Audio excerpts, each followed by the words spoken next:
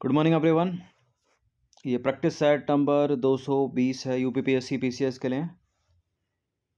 इस test series की playlist बना रखी है, वहाँ पर आप टेस्ट नंबर 1 से लेकर 220 तक पहुँच सकते हैं। डिस्क्रिप्शन बॉक्स में उसका लिंक है। इंपॉर्टेंट है, सारे प्रश्न हर दिन प्रैक्टिस करते रहिएगा। इन सभी टेस्ट की आप फुल टेस्ट सीरीज प्राप्त कर सकते हो डिस्क्रिप्शन बॉक्स में नंबर उस पर कॉल या व्हाट्सअप करके। तो पहला प्रश्न करंट अफेयर्स का इंपॉर्टेंट, विश्व आर्द्रभूमि दिवस यानी वर्ल्ड वेटलैंड डे से रिलेटेड निम्नलिखित में से कौन सा स्टेटमेंट सही होगा इनमें से। देखिए, प्रत्येक वर्ष 2 फरवरी को पूरे विश्व में विश्व आर्द्रभूमि दिवस मनाया जाता है और इसी दिन वर्ष 1971 में ईरान के रामसर शहर में कैस्पियन सागर के तट पर आर्द्रभूमि पर अभिसमय यानी कन्वेंशन ऑन वेटलैंड्स को अपनाया गया था। और विश्व आर्द्रभूमि दिवस 2023 की जो थीम है वो है it's time for wetlands restoration. क्या ये सारे के सारे स्टेटमेंट सही हैं?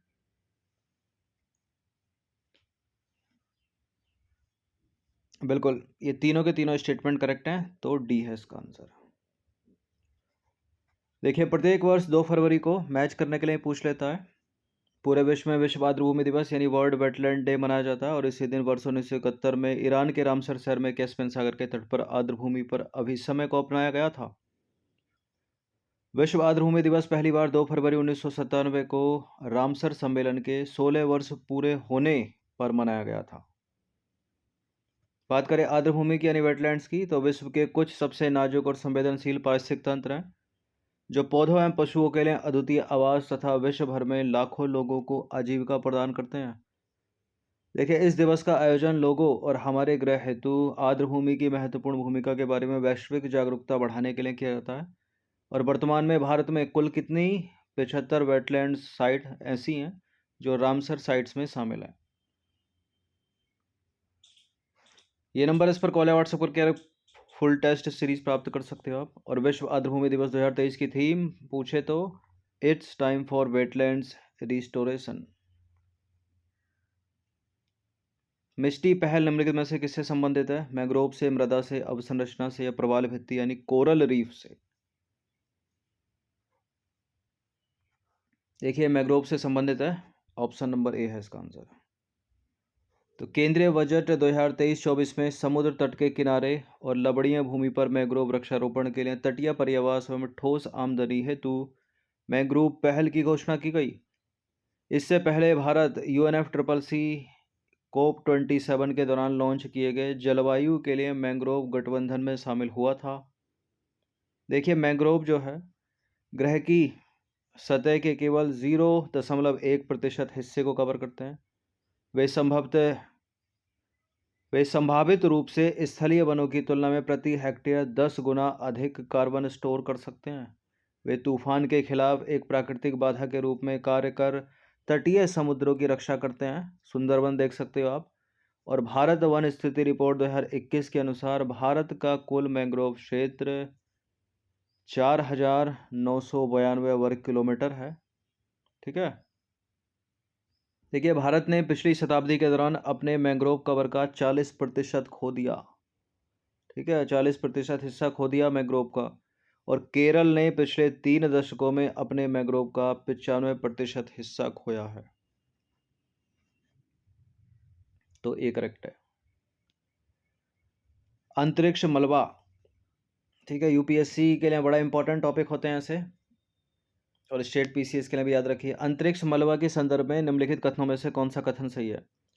देखिए, यह पृथ्वी की कक्षा में मानव निर्मित वस्तुओं को संदर्भित करता है जो अब किसी उपयोगी उद्देश्य की पूर्ति नहीं करता।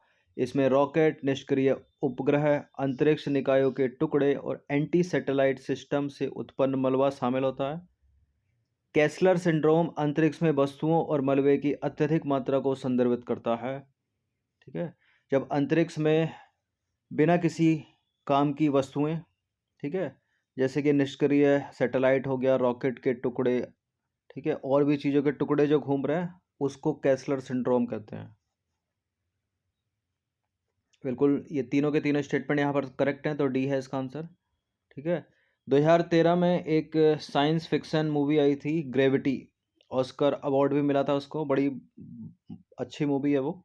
ठीक है, ये चीज़ उसमें दिखाई गई है कि कैसे अंतरिक्ष मलबा उनके सैटेलाइट को तबाह कर देता है, 2-3 लोग वहाँ पर मर भी जाते हैं। और ये सीन जो है स्टार्टिंग में 15 से 18 मिनट में स्टार्ट हो जाता है मूवी के।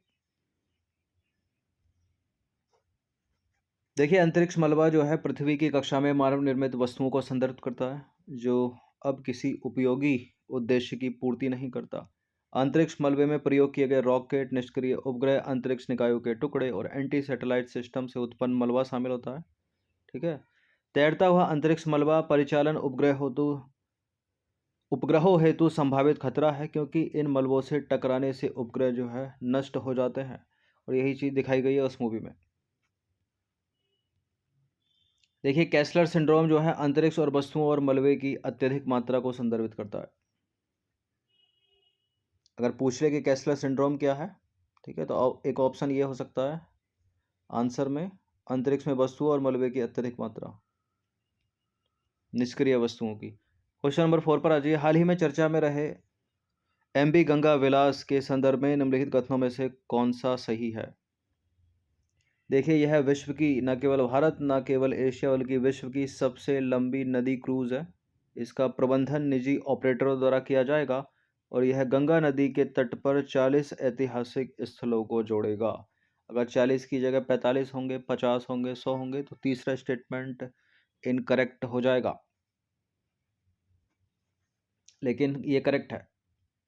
एमबी गंगा विलास गंगा नदी के तट पर 40 ऐतिहासिक स्थलों को जोड़ेगा। इसका जो प्रबंधन है वो निजी ऑपरेटर के द्वारा किया जाएगा, और न केवल भारत, न केवल एशिया, बल्कि विश्व की सबसे लंबी नदी क्रूज है ये। इसका आंसर हो गया फिर ऑप्शन नंबर डी, 1 2 3।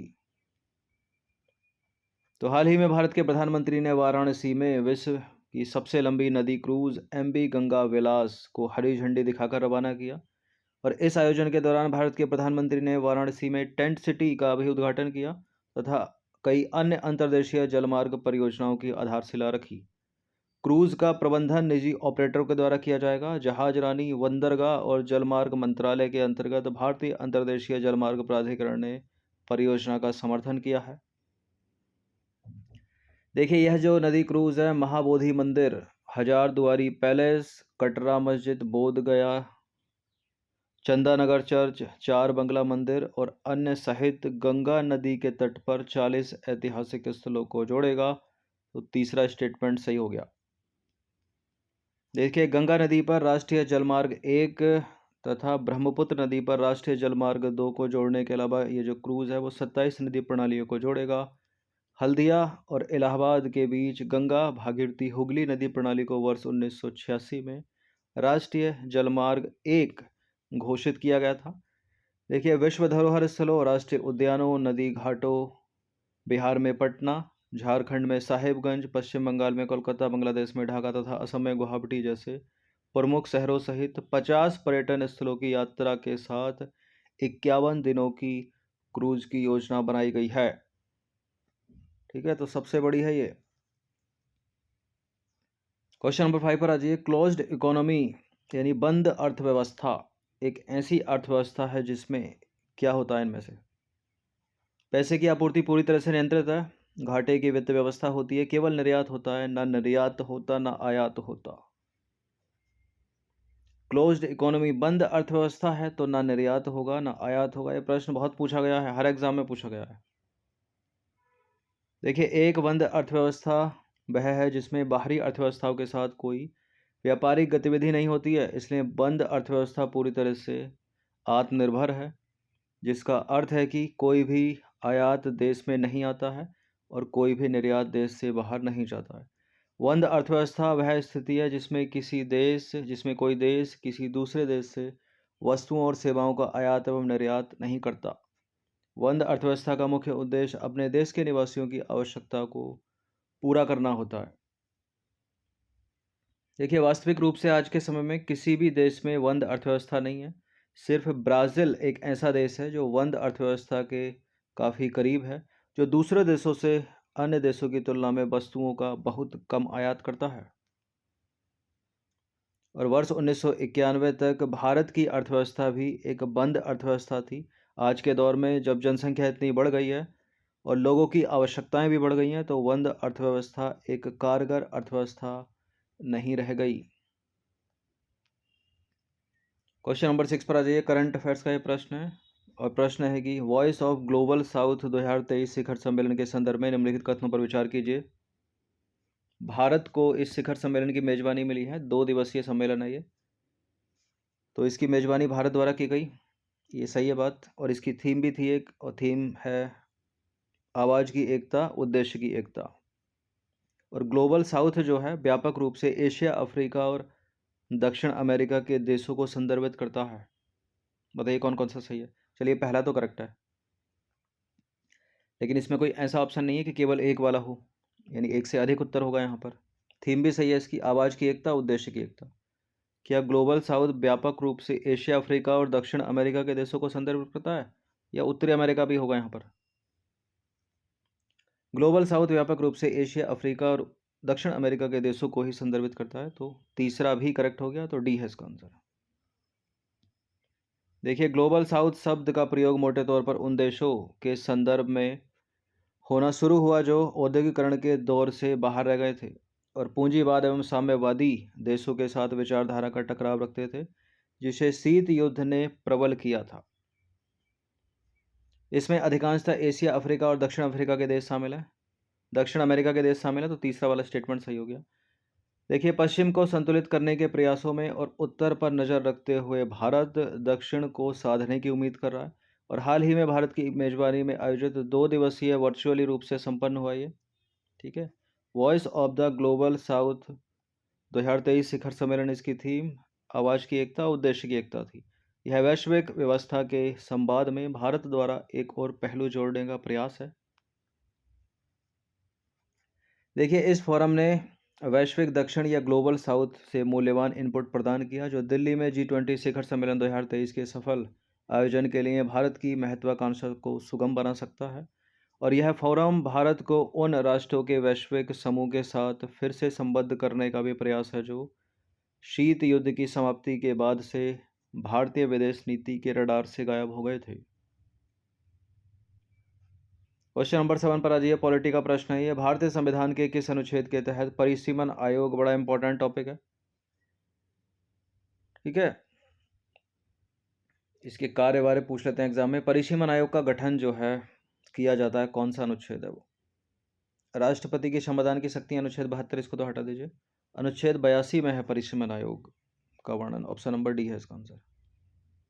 तो परिसीमन आयोग अधिनियम 1952 में अधिनियमित किया गया था, और वर्ष 1952, 1962, 1972, 2002 के अधिनियमों के आधार पर 4 बार वर्ष 1952, 63, 73 और 2002 में परिसीमन आयोग का गठन किया गया।